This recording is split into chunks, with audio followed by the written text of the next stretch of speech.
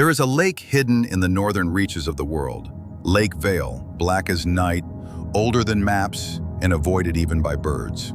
Villagers whispered of voices that rose from the water at dusk, of glowing eyes in the fog, and boats that drifted ashore empty, with claw marks carved into their sides. But when Lord Eridian, a noble from the east, arrived to build a citadel on its shores, he mocked the warnings.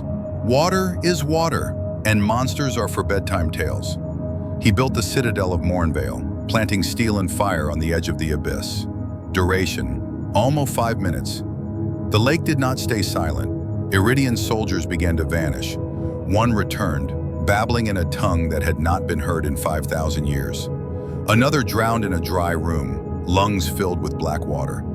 Eridian consulted the old scrolls and found a forbidden name, Thal'Zir, the god below the waters. Once worshipped by the drowned cities of old, now sealed beneath the surface. He laughed at the name. A god can't rule from a prison of mud, but Thal'Zir was awakening.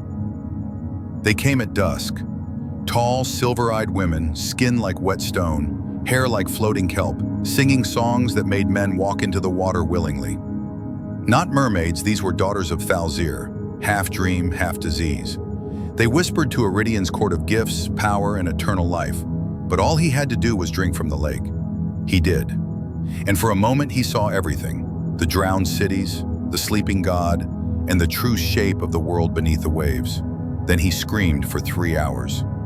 The lake began to rise, not by flood, but by pulling reality downward. The citadel's lower levels filled with water that could not be drained or boiled. Dead villagers walked ashore, waterlogged but blinking. They spoke only in one voice, the voice of Thal'Zir, now awake. The water remembered every soul ever lost to it, and they had returned as one. Eridian tried to flee. He rode for the high cliffs, but the water followed, crawling uphill like a living thing. Above the lake, a massive form rose from the black, blocking the sun. Thal'Zir, in its true form. A many-eyed leviathan with the faces of the drowned embedded in its body, singing in 10 voices at once. The god had not come to take revenge.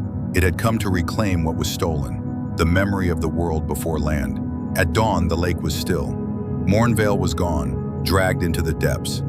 Only one survivor remained, a girl who had been born deaf and never heard the songs of the deep.